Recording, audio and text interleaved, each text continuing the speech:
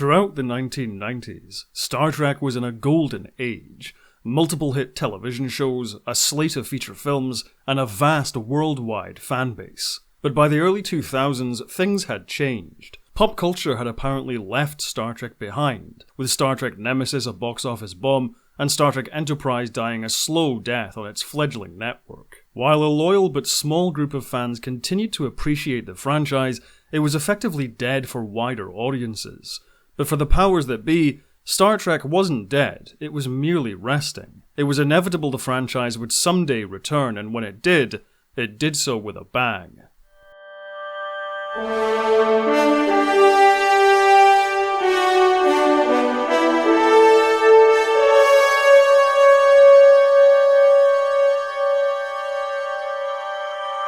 Following the cancellation of Star Trek Enterprise in 2005, the Star Trek franchise quickly faded into obscurity. Attractions like Star Trek The Experience closed its doors, the official Star Trek magazine was discontinued, and the official Star Trek website was left to wither. The only remaining new Star Trek releases came in the form of the quite brilliant post-Nemesis continuity novels. While they were made bestsellers thanks to fans, few others paid them any attention. However, even in this environment, some veteran cast and crew, as well as some newcomers, believed they had the winning idea for the next Star Trek installment. Producer-writer Rick Berman, the de facto head of Star Trek since the 90s, worked with writer Eric Jenderson to develop a new feature film project titled Star Trek The Beginning. This film would follow a new set of characters, including James Kirk's ancestor Tiberius Chase, during the Earth-Romulan War, set just after Enterprise. However, Rick Berman's association with both Nemesis and Enterprise meant studio execs simply weren't interested in any more Star Trek led by him, and so they passed on the project and Berman moved on from the franchise. Jonathan Frakes proposed a television show following Riker and Troy aboard the USS Titan, and Michael Dorn attempted to get the ball rolling on a Captain Worf series. Paramount turned both proposals down. David Rossi, Doug Mirabello, and Jose Munzo pushed for Star Trek to continue as an animated show titled Star Trek Final Frontier, but this never got off the ground. Christopher McQuarrie, Bryan Singer, and Robert Meyer Burnett created a pitch for Star Trek Federation, a new series set in the year 3000 following a new crew aboard a new Enterprise setting out to save a weakened Federation from collapse. However, this pitch never made it to Paramount. One of the most fascinating unmade ideas came from famed Babylon 5 creator J. Michael Straczynski. Straczynski proposed a full reboot of Star Trek set in an alternate timeline. His concept reimagined Star Trek as a hard sci-fi series, which would apparently completely rethink the setting, technology, characters, and look of the wider universe. It's unclear just how far this idea got in development, but it was also never picked up. A large obstacle to anyone attempting to get their own Star Trek show off the ground was the corporate reshuffling underway with Paramount Pictures. The details of this reshuffling are extremely complex, but what's most relevant is Paramount's owner, Viacom, separating from the newly formed CBS Corporation, which was a different entity to the CBS Corporation which had originally created the first incarnation of Viacom back in the 1950s, and as I said, it's complicated. But the consequences for Star Trek were the television and feature film rights becoming split between Paramount Pictures and CBS Corporation. However, despite everything that had happened to the Star Trek franchise in the early 2000s, many executives at Paramount still saw Star Trek as their crown jewel property. Gail Berman, no relation to Rick Berman, then president of Paramount, was able to convince CBS to give Paramount 18 months to develop a brand new Star Trek movie. Otherwise, Paramount would lose the film rights. Another major obstacle to getting new Star Trek made was its pop culture image at the time. Good one. That's pretty strong words for Trekkie. Okay, well, Trekkie is derogatory at this point in the game. Trekker is what we're called now. Trekker. Although properties like Star Wars, Lord of the Rings, and many superheroes had been lighting up the box office, Star Trek, for whatever reason, was still regarded as something far too nerdy for the mainstream. It was seen by many as a cheap and slow series, more concerned with technobabble and philosophical monologues than telling an emotionally gripping story or thrilling viewers with action. Of course, anyone who had actually watched Star Trek knew this wasn't the case, but the image of a Trekkie as a basement-dwelling social outcast stuck. Any new Star Trek project needed to shake off this image if it was to avoid the same fate as Nemesis or Enterprise. Star Trek needed to feel fresh and exciting. For lack of a better word, Star Trek needed to be cool, and to achieve this goal, the franchise needed new blood. To this end, Gail Berman approached writing duo Alex Kurtzman and Roberto Orci to write the screenplay. The two had become a hot commodity in Hollywood after Steven Spielberg had tapped them to write the highly anticipated Transformers movie, and the two had also written Paramount's then recent hit, Mission Impossible 3. When the two writers expressed interest, Berman, Orci, and Kurtzman also approached Mission Impossible 3's director J.J. Abrams to produce the next Star Trek. In contrast to the likes of Rick Berman and Brannon Braga, figures like J.J. Abrams were seen as absolutely having their fingers on the day's cultural pulse. Abrams had worked his way up through television, creating, writing, and producing, in part or in whole, hit shows like Felicity, Alias, and Lost through his Bad Robot production company. He landed the director's chair on Mission Impossible 3 purely because Tom Cruise was a fan of Alias. Initially, he joined Star Trek only in a producer role to help Kurtzman and Orci, enlisting the help of his longtime collaborators Damon Lindelof and Brian Burke. While Orci, Kurtzman, and Lindelof were already fans of Star Trek, Abrams and Burke were only vaguely familiar with it. Just like previous newcomers Nicholas Meyer and Harve Bennett, they were certainly aware of Star Trek, but had never really clicked with the actual shows or movies. Therefore, in developing this new Star Trek film, the team's goal was to fashion a story which would appeal to all of them.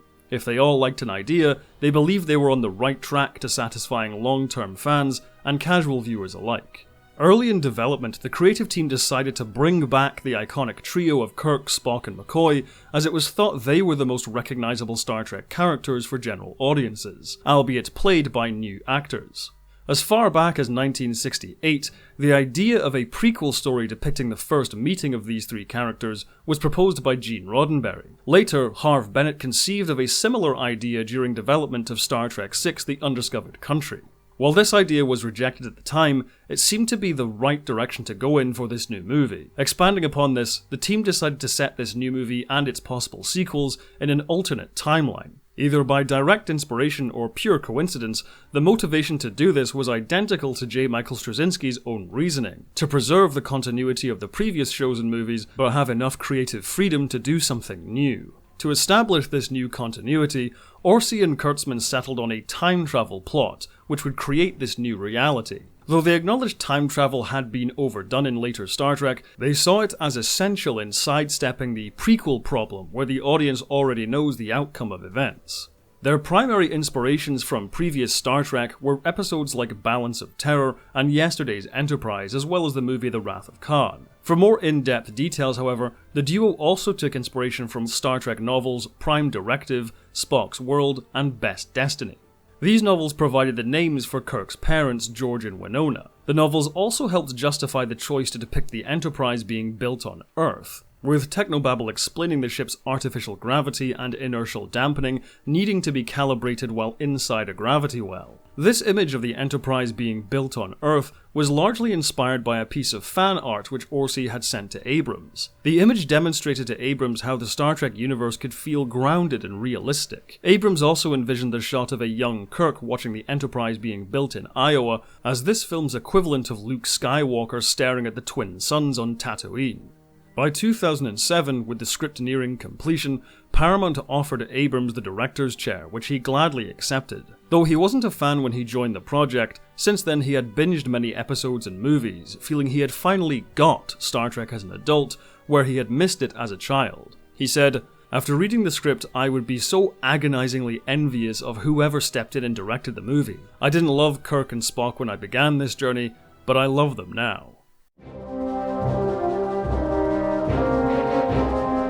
Another longtime Abrams collaborator, Scott Chambliss, was brought on board as production designer. Chambliss hired a number of concept artists to help create the look of the film, including Ryan Church and Star Trek veteran John Eves. Ryan Church was the primary artist responsible for the new look of the USS Enterprise. Abrams told Church he wanted to keep the overall shape of the ship, but make it sleeker, like a hot rod version of the iconic vessel. To this end, Church made the design less strictly modular than Matt Jeffries' original design, instead blending the saucer section, engineering hull, and warp nacelles into each other a little more. Church also took inspiration from both the original series and motion picture designs. He used the larger cylindrical nacelles of the original design, replete with spinning rotors inside the Bussard collectors. He also adjusted the deflector to retain the radar dish-like shape of the original design. However, the silvery grey colour of the hull and the panelling details was taken from the motion picture refit design.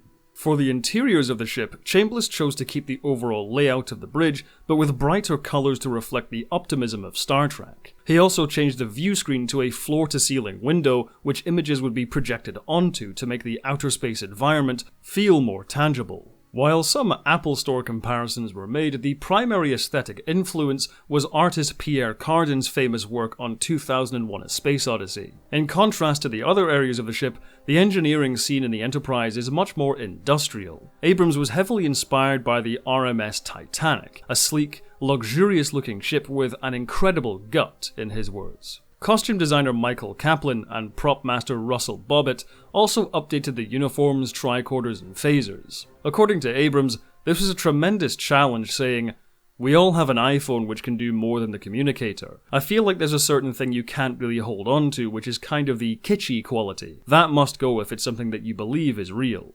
To this end, Bobbitt collaborated with Nokia to create a new communicator. The tricorder was reduced in size, and the phasers were given a spring-loaded mechanism which would spin the barrel when switching from stun to kill. To avoid the pajama look sometimes associated with the original uniforms, Kaplan added in more fine detail by having the Starfleet emblem patterned onto the material and the rank insignia stripes made up of silver and gold.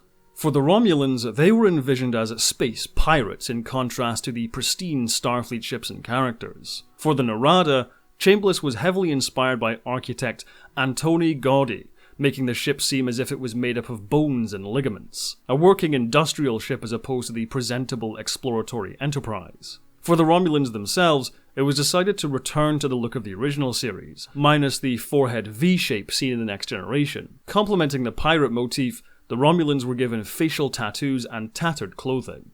Finding new, younger actors to take over from such icons was no doubt an unenviable assignment. However, first and foremost, the team needed Leonard Nimoy. The team had all agreed, if Nimoy turned down the offer, they would delay filming and rewrite the script. Before production, they met with Nimoy at his house, explaining their vision for the film, but also how much Nimoy himself meant to them. When the filmmakers left, Nimoy allegedly remained in his chair for some time, overwhelmed with emotion. He recalled, "This was the first and only time I had ever had a filmmaker tell me, 'We cannot make this without you, and we won't make it without you.' The script had me genuinely excited by its scope and the details of the characters, especially Spock. We have dealt with Spock's being half human, half Vulcan, but never with quite the overview that this script has of the entire history of the character, the growth of the character, and the arrival of the character into the Enterprise crew." After some careful consideration, Nimoy was happy to reprise his most famous character. For the villainous role of Nero, Australian actor Eric Bana landed the part. He was an enormous fan of Star Trek the original series and was thrilled to be part of the production. While Bana got his start in comedy dramas like The Castle and Chopper, he was a familiar face to blockbuster audiences at the time, having appeared in Black Hawk Down, Hulk and Troy, as well as the thriller Munich. In the role of Christopher Pike, the captain of the Enterprise before Kirk, Canadian actor Bruce Greenwood was cast. His casting was largely influenced by his performance as John F. Kennedy in the 2000 film 13 Days. It was believed Greenwood could bring a 60s swagger, but also a much-needed gravitas to the role. Additional cast members included Ben Cross as Spock's father Sarek, and Winona Ryder as Spock's mother Amanda. Kirk's parents were played by a pre-Thor Chris Hemsworth and Jennifer Morrison. To play Pavel Chekhov, Russian-born American actor Anton Yelchin was cast. Although according to Yelchin, Chekhov's tendency of mixing up V's and W's is something more common with Polish accents, he chose to retain that trait for his performance, though the rest of his accent was more inspired by his parents. What I loved about Chekhov is that he's so weird. Like, he's to me, is the weirdest member of the crew. There's an episode where they go to a planet, it's called the Apple. Everyone's doing work, and Chekhov spends pretty much the entire episode macking on his girlfriend. Before Star Trek, Anton Yelchin had already made an impression as the lead in the drama film Hearts of Atlantis, as well as appearing as a regular in the series Huff. Yelchin would later go on to act opposite Patrick Stewart in the thriller Green Room. For the role of Hikaru Sulu, Heroes actor James Kyson Lee expressed interest, but Abrams was instead leaning towards casting Korean-American actor John Cho. At first, Abrams was unsure about casting a Korean-American to play a Japanese-American, but George Takei gave the casting his blessing, and so Cho landed the part. Up until Star Trek, Cho was mainly known as a comedic actor, famously one half of the Harold and Kumar duo. However, he also won acclaim in indie films such as Yellow and Better Luck Tomorrow. He saw his role as Sulu as a great opportunity to branch out into action and trained for 2 months to do justice to Sulu's knack for fencing from the original series. English actor Simon Pegg had already worked with J.J. Abrams in Mission Impossible 3 and was offered the role of Montgomery Scott via email. Pegg, being an unabashed Trekkie, jumped at the chance. For the character's accent, Pegg drew inspiration from his Scottish wife Maureen and the film's own assistant director Tommy Gormley, both from Glasgow. Although James Doohan originally based his accent on Aberdeen, Pegg believed achieving an East Coast accent was more within his grasp. As a Scottish person myself, I think his accent is pretty good. Simon Pegg got his start in British comedy shows like Big Train before starring in Spaced, which he co-created with Jessica Stevenson. He made his break into feature films with the Edgar Wright-directed Shaun of the Dead and Hot Fuzz, completing the acclaimed Cornetto trilogy in The World's End, and he continues to appear in the Mission Impossible series to this day. Sidney Tamia Poitier had auditioned for Uhura, but Abrams was more keen on Zoe Saldana for the character. Saldana had never seen Star Trek but was intrigued by the offer and met with Nichelle Nichols to discuss the character. I really wanted to do it justice because Nichelle Nichols was just amazing. I was very nervous to meet her because she's such a pioneer for what she's done for women in Hollywood. I remember feeling my heart pounding because I just didn't know what she was going to expect of me or demand of me. And it was completely the opposite. She was just so happy and honored. I'm like, ma'am, this is such an honor to meet you. Like, this is amazing what you did, the doors that you opened. And people like me walked right through it, and now I'm able to say that I am a part of you.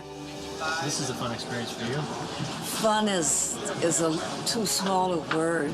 It's eerie and exciting. I've just been sitting there all that time talking to myself. Zoe Saldana, beautiful child. Up until this point, the character's first name had never been revealed, and so Roberto Orci suggested Nyota, meaning star in Swahili, first used by William Roster in his 1982 book Star Trek II Biographies. Another crucial element in this new version of the character was her romantic relationship with Spock, inspired by a number of scenes in the original series in which Uhura and Spock flirt with one another. Tell me how your planet Vulcan looks on a lazy evening when the moon is full. Vulcan has no moon, Miss Uhura. I'm not surprised, Mr. Spock. Saldana had steady work in the early to mid-2000s in various films and television shows, but often the projects she landed were not box office hits. This is with the exception of Pirates of the Caribbean: Curse of the Black Pearl, in which she played Anna Maria, and the Steven Spielberg-directed drama The Terminal, where she played, funnily enough, a Trekkie. Apparently Steven Spielberg was the one who taught her how to do the Vulcan salute. The same year Star Trek saw its release, Saldana also portrayed Neytiri in James Cameron's Avatar, and more recently she joined the Marvel Cinematic Universe as Gamora.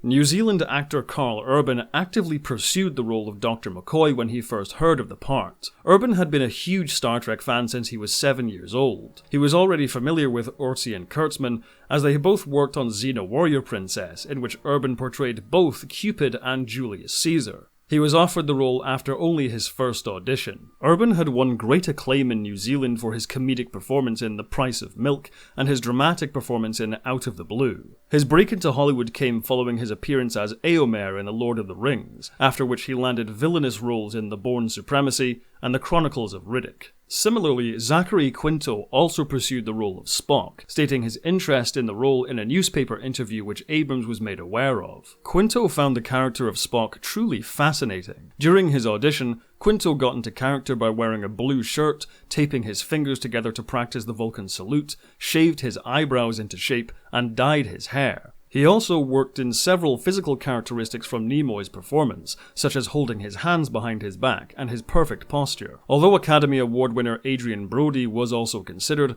Quinto eventually won the role. Zachary Quinto worked steadily as a guest star and recurring star in numerous television shows such as CSI, Charmed, and 24, but he shot to stardom as the superpowered serial killer Sylar in Heroes. At the time he auditioned for Star Trek, he was aware Leonard Nimoy had casting approval, and so was enthused to know he had won the role with Nimoy's blessing, and the two would strike up a close personal friendship during production.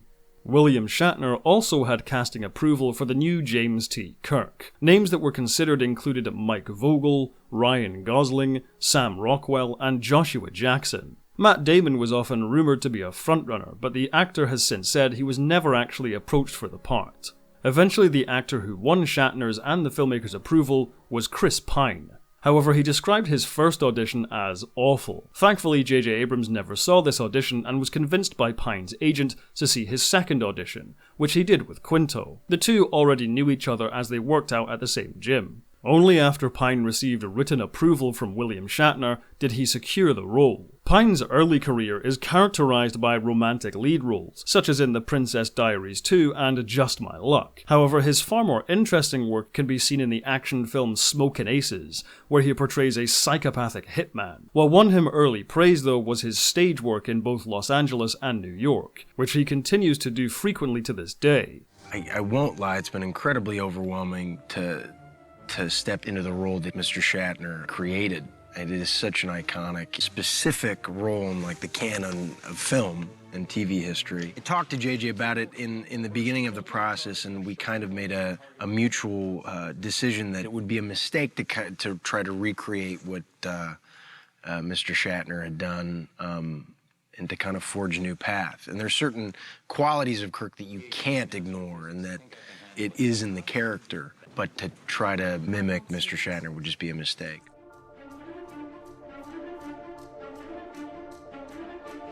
Filming began on the 7th of November 2007, utilizing locations throughout California as well as Paramount Studios. Abrams and director of photography Dan Mindell chose to shoot the movie on 35mm film with anamorphic lenses as opposed to digital cameras. A visual trademark the movie would become famous for was the abundance of lens flares. This was a deliberate choice by Abrams and Mindell as a visual signifier of Star Trek's optimism, but also an attempt to make the setting feel real. The frame is literally bright, but the hustle and bustle of other activity is implied off-screen using the flares. On location, the production used the ever-reliable Vasquez rocks, as well as the San Rafael swell to stand in for Vulcan, while the Sky Rose Chapel was used for interiors set on Vulcan. California State University stood in for Starfleet Academy, with some CG set extensions and backdrops. And finally, Bakersfield, California stood in for Iowa. While the vast majority of the Enterprise interiors were built as sets at Paramount Studios, for the industrial look of engineering, the production shot at a Budweiser beer plant in Van Nuys, California. Although a conscious effort was made to avoid the heavy reuse and redressing of sets common with previous Star Trek productions, the bridge set for the USS Kelvin was redressed as the training simulator at Starfleet Academy. To prevent the story leaks which plagued previous Star Trek productions, security was extremely strict during filming. Some actors were only given portions of the script relevant to their character, and any script reading done while on set had to be in the presence of a security guard. Principal photography wrapped on the 27th of March 2008. For the film's visual effects, the production once again enlisted the services of Industrial Light and Magic, complemented by Digital Domain and some other smaller vendors. This was the first film ILM worked on to use entirely digital spaceships. Even ILM's work on the Star Wars prequel trilogy utilized miniatures for several ships. While Ryan Church had designed the new Enterprise, visual effects supervisor Roger Guyot added in some moving parts to the ship to make it more dynamic. When going to warp, for example, the deflector dish opens up and the fins on the nacelles split open. For the music of the film, Abrams hired his frequent collaborator Michael Giacchino to create the film's score. Unlike Abrams, Giacchino was a Star Trek fan and grew up listening to the music of the shows and movies, and so took a personal pleasure in scoring Star Trek. However, rather than bringing back the Jerry Goldsmith or James Horner theme, Giacchino decided to create an original theme, complemented by Alexander Courage's original series theme, but reorchestrated. For the Vulcan-related music, Giacchino used an erhu played by Karen Han to lend the Vulcans a sense of age, wisdom, but also subtle emotion. The The Romulans, in contrast, were propelled by large blasts of brass and distorted strings. All in all, the score required a 107-piece orchestra and a 40-person choir. Spirits were high, and many in the cast and crew hoped their hard work would finally pay off and Star Trek would be a hit. I've had a great time, and I have not been looking forward to this day. And I think you've got a wonderful movie here, and I think from the top on down, everybody has just been fantastic. I think you're a great, great bunch of talented people, committed, and it's just been a very, very rich and wonderful experience for me. It's 18 years since the last time I played Spock. 18 years, hard to believe. And it's 42 years since I first started. So it means a lot to me to be here with all of you people tonight. Thank you, thank you, thank you. Well, thank you.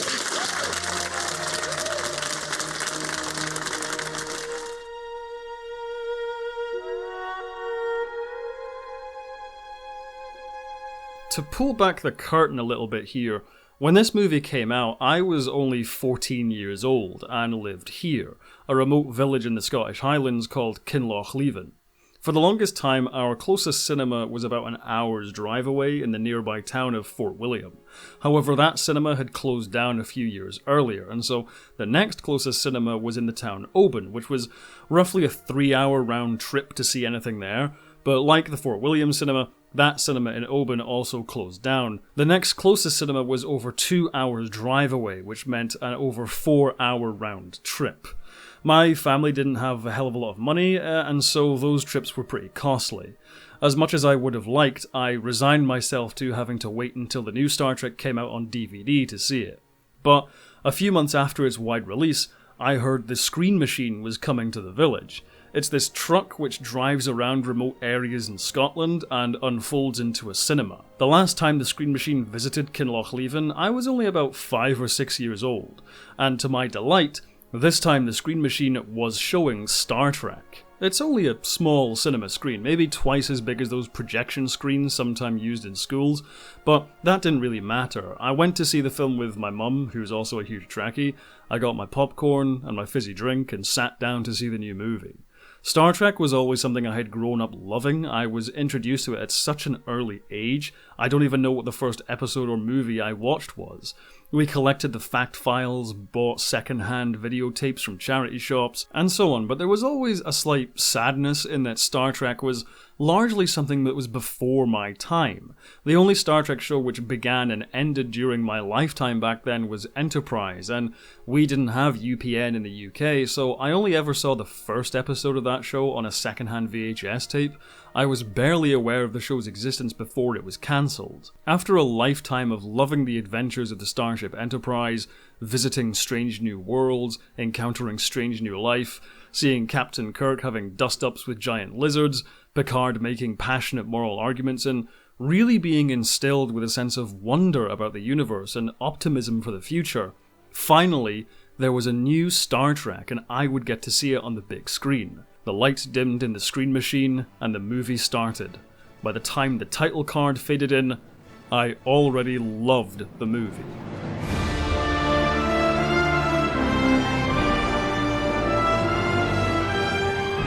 I know this will be somewhat of a hot take for some people, and we'll get to that, but for me, Star Trek 2009 is easily one of the best movies in the entire series. I love its sense of adventure, the sense of fun, the familiar characters given new spins by new actors, the emotional sincerity, the themes of friendship, living up to one's potential, and seeing the full scope of the Star Trek universe like never before.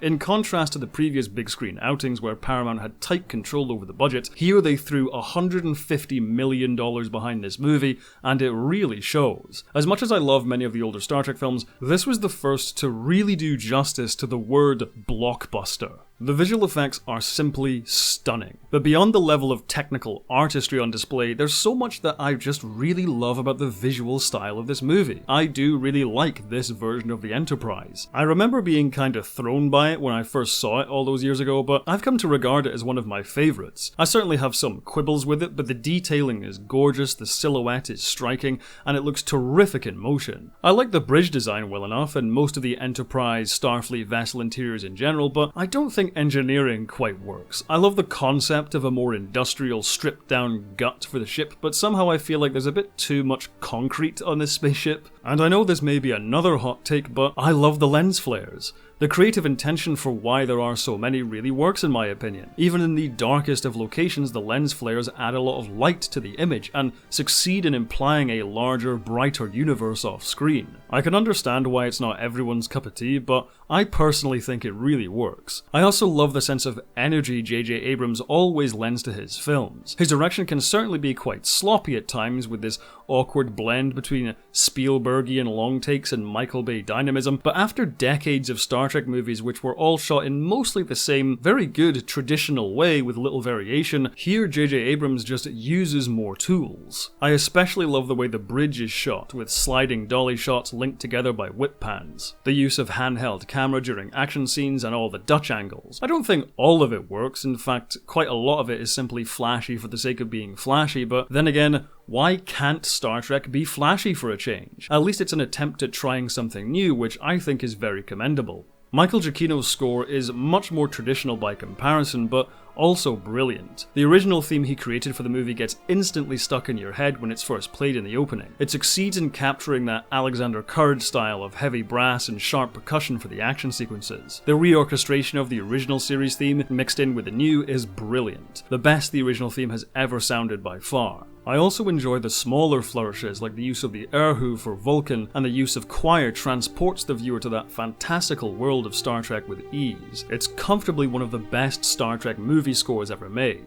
The cast are all pretty much spot on. While Kirk and Spock take center stage, Bones, Uhura, Sulu, Chekhov and Scotty all get plenty to do, with each one of them having some kind of standout moment in the film. John Cho is awesome as this quiet, badass version of Sulu. Playing up Chekhov's intellect and youth makes him such a fun and quirky presence. Zoe Saldana is honestly too good an actress for how much screen time Uhura gets, but that just makes her scenes all the more memorable. Simon Pegg is a little cartoonish in places, but he's an expert in being comic relief without being irritating. And Carl Urban is a revelation as McCoy. Spot on comedic timing, but with a grittiness and gravitas which prevents his performance from being a caricature. I especially like the origin story of his nickname. Yeah, well, I got nowhere else to go. The ex-wife took the whole damn planet in the divorce. All I got left is my bones. This portrayal of James T. Kirk, though, does go overboard at times. As mentioned earlier, there was definitely a feeling of Star Trek needing to reinvent itself as cool for wider audiences, and while the faster pace and action succeeded in that regard, the cool elements worked into Kirk's character are a little cringeworthy. Stealing his stepfather's antique sports car, his flirtation with Uhura, and the entire underwear scene, these do feel very out of place and quite gratuitous. That being said, Kirk's arrogance and cockiness is totally in line with what we've previously heard about Kirk in his younger years. This is a Kirk who isn't weighed down by the burden of command yet. He hasn't had time to fully mature as the starship captain we all know him as. And so I think Chris Pine's performance definitely works, but the writing for the character is shallow in some scenes. Which is why, just like in the original series, Kirk is largely upstaged by Spock in this movie. Zachary Quinto is just excellent in the role. Taking over from an icon like Leonard Nimoy must have been very intimidating, but to actually share a scene with him is a dangerous prospect, and yet Quinto more than holds his own. Just like Kirk, this is Spock in his younger years. The conflict between his Vulcan and human halves is much more prevalent. Quinto plays the subtextual emotions of the character exceedingly well, lending real power to his outbursts of anger and grief. His story really is the heart of the film. I always get a little choked up when Sarek says this to Spock. You asked me once why I married your mother. I married her because I loved her. which is why the interplay between these two characters works so well in the film. In a way, they represent each other's personal struggles. Kirk is the human side of Spock, impulsive, arrogant, and reckless, whereas Spock is the ideal Starfleet officer many expect Kirk to be, dutiful, intelligent, and responsible. Their journey from enemies to friends symbolizes them overcoming their own struggles and finding strength in their weaknesses. Kirk's to hell with the odds attitude shows Spock how to embrace the passion of his human side to better utilize his intelligence and expertise. Whereas Spock's ideal Starfleet officer presence shows Kirk what he could become if he strives to be something more than he is. You really get a sense of why these two need each other, and how they become such good friends later down the line. That being said, although these arcs work in general, the plotting to get them to where they need to be can be very contrived. Captain Pike promoting Kirk from cadet to first officer because he remembered a thing from a Starfleet report made years ago is pretty ridiculous. It only happens so Kirk can take command when Spock steps down. The latter plot point is fine, but it's a big leap to get there. What I appreciate most about the storytelling in this Star Trek is how daring it is. I said before in my Enterprise review how the temporal Cold War arc came across as toothless. We're told established events are being altered, but because we aren't familiar with these specific events, and nothing that huge happens to the timeline, we don't get a sense of the stakes. But in Star Trek 2009, the destruction of Vulcan is really powerful. This is a huge deviation from the timeline we know, and the impact of the planet's destruction is allowed to linger during Spock's subsequent captain's log, only for this to be topped off with the revelation of a romance between Spock and Uhura. It feels like a natural extension of the flirtation we've seen in the original series, but actually following through with it is again surprising and also exciting. And that's ultimately what keeps me coming back to this movie and why I rank it so highly among the other big screen outings. Even to this day, it feels fresh and daring in its style and creative choices. Yet at the same time, it really captured the feeling of Star Trek, the bonds of friendship between the characters, the colourful and lively universe full of strange new worlds, strange new life, and endless adventure. Even after so many years, every time I finish watching this movie, I'm left with a profound sense that anything is possible, and that to me is at the real heart of Star Trek. Leading up to Star Trek's release, Paramount made a huge marketing push for the movie. Tie-in comic books, video games, and merchandise blanketed store shelves and screens. This was combined with a viral marketing campaign inspired by the success of Cloverfield the previous year, also produced by J.J. Abrams, and this extra push definitely paid off. Star Trek debuted on the 7th of May 2009 in the United States, with a $79 million opening weekend, with an additional $35 million from overseas, for a worldwide opening of over $114 million. It was the biggest opening for a Star Trek movie in the US and internationally. It ended its US theatrical run in October of that year, having grossed over $385 million worldwide, the highest grossing Star Trek movie at the time. Critical and audience reception was likewise incredibly strong. It was acclaimed by critics, with aggregate website Rotten Tomatoes measuring a 94% approval rating, with the average review giving the film an 8 out of 10 score. Praise was heaped upon the lavish presentation, fast pace, and performances from the cast. Among the various hardcore Star Trek fan sites, the reception was a little more controversial, with some vocal detractors going so far as to call it a betrayal of the franchise and not quote-unquote real Star Trek. But to those detractors I say, even if you didn't like this take on Star Trek, it still introduced Star Trek to millions of new fans. When I announced this video on my community tab, a slew of commenters named this movie as the installment which got them into Star Trek, even the quote-unquote real Star Trek. For the first time in a long time, Star Trek was a hit again, and for the first time ever, it was on the same footing as some of the franchises which often dwarfed it by comparison. The success continued on home video, where DVD and Blu-ray sales topped the charts. It was even the first Star Trek film to win an Academy Award for Best Makeup, as well as a plethora of other accolades and nominations. Many Star Trek veterans also spoke positively about the movie. Patrick Stewart said, "I loved it. I absolutely loved it. It was a very, very odd experience to be in the cinema watching a new Star Trek movie that I wasn't in. Not only that, but with the exception of Leonard Nimoy, I didn't know any of the cast. But it's Star Trek. They've taken some quite innovative decisions, but it's absolutely essential, right down the middle Star Trek." Despite some of the expected backlash from vocal sects at the fanbase, Star Trek was well and truly back in a big way. But the question of whether or not this stride could be maintained would be answered in its inevitable sequel.